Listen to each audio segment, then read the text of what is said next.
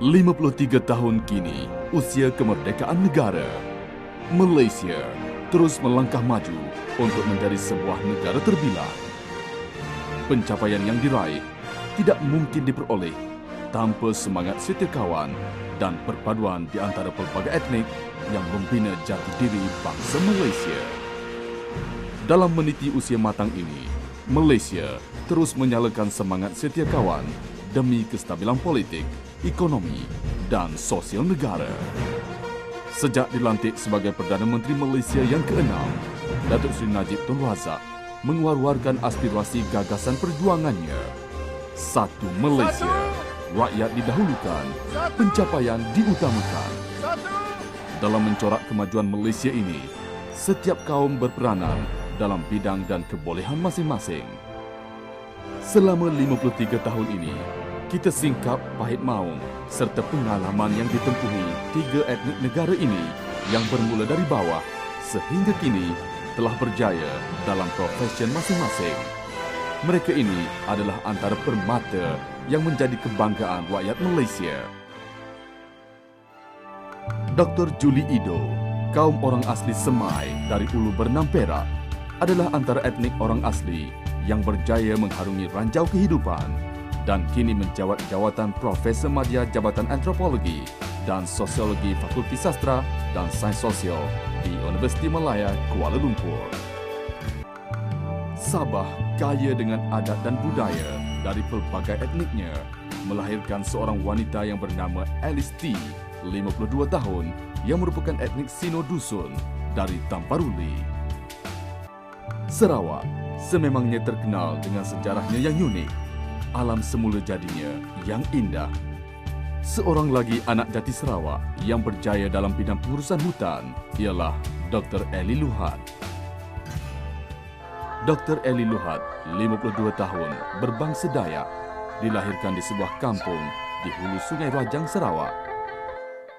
Di sini kita berada di kampung halaman saya, yaitu Umajuman, Sungai Koyan, Belagas.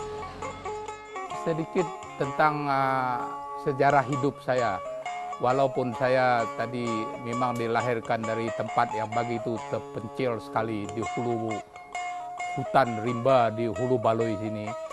Walaupun demikian, saya pun boleh dapat menunjukkan diri sebagai tokoh negara.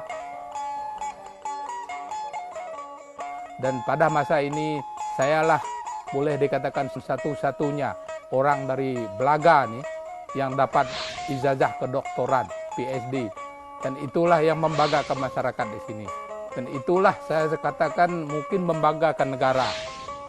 Saya ada 5 orang adik-beradik, dan semuanya sekarang kami berada di kota Kuching, di ibu kota di Sarawak.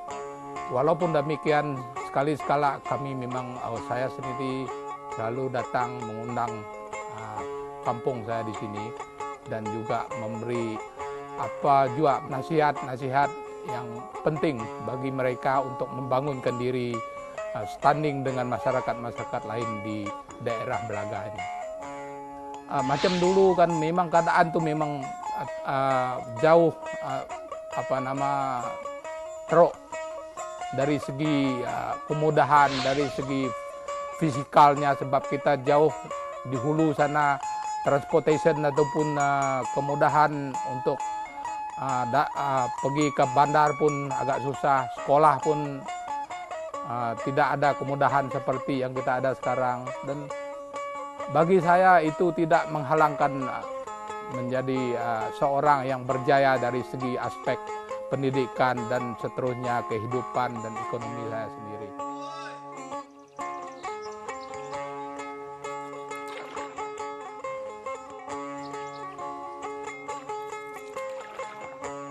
Masih saya Jinon. Inilah yang aktiviti yang mengingatkan saya, aktiviti saya pada zaman saya kecil dulu, di mana saya sering kali pergi memancing ikan seumpama ini, dan penangkapan yang paling menyeronokkan saya ialah penangkapan ikan empurau dan ikan kelah. Dan inilah satu penangkapan yang paling bermakna dan sebabnya ikan ini paling berharga dan mempunyai nilai tinggi. Ya, inilah ikan empurau hasil penyelidikan saya selama 7 tahun yang lepas lah. Ikan empurau ini bagi saya ialah ikan yang bagi itu bernilai dan juga berharga. Dan oleh itulah saya katakan ikan ini ikan yang sebagai lumbung emas yang berenang.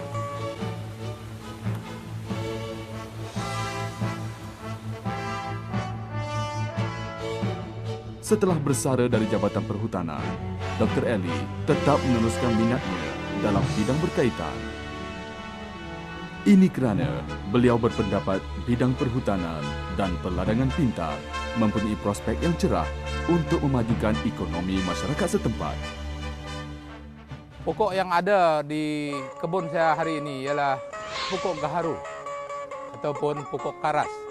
Jenis gaharu yang saya ada ini ialah satu jenis tanaman yang saya promosikan dalam program pertanian bestari saya ataupun peladangan bestari. Pada masa sekarang saya pun telah menuaikan daun pokok ini untuk dibuat teh gaharu. Dan teh gaharunya seringkali di pohon ataupun dijual kepada orang-orang tempatan yang datang ke kebun saya ini dari masa ke semasa. Kini, Dr. Eli berbangga kerana beliau berjaya menubuhkan Dr. Luhat Technology Institute yang bertujuan menjalankan kajian mengenai perhutanan untuk membantu para petani memajukan ekonomi mereka. Bagi Dr. Eli, segala usaha dan kejayaannya ini membuktikan anak kaum etnik di pedalaman juga mampu menyumbang kepada pembangunan negara. Jadi Dr. Eli ini telah menjadi idola kepada anak-anak ataupun penduduk Kampung Bujuman kerana beliau telah berjaya dari segi akademik dan dalam kehidupan beliau. Walaupun pada masa itu kita hidup di hulu Sungai Batang Rejang dan di tempat yang baru ini kita penduduk Bujuman telah mengikut jejak langkah Dr. Eli, di mana kebanyakan anak-anak kita telah belajar di sekolah kerajaan yang berdekatan dan juga ada yang pergi ke institusi pengajian tinggi awam. Ketiga-tiga personaliti ini, Dr. Julie Ido, Alice T dan Dr. Eli Luhat ternyata mempunyai misi dan visi untuk mengubah cara hidup masyarakat pedalaman. Mereka adalah perintis bagi generasi muda kini untuk terus membawa kemajuan kepada pembangunan ekonomi dan sosial negara. Ternyata, sumbangan dari rakyat berbilang kaum telah mencorak kejayaan yang dicapai dan dinikmati rakyat masa kini.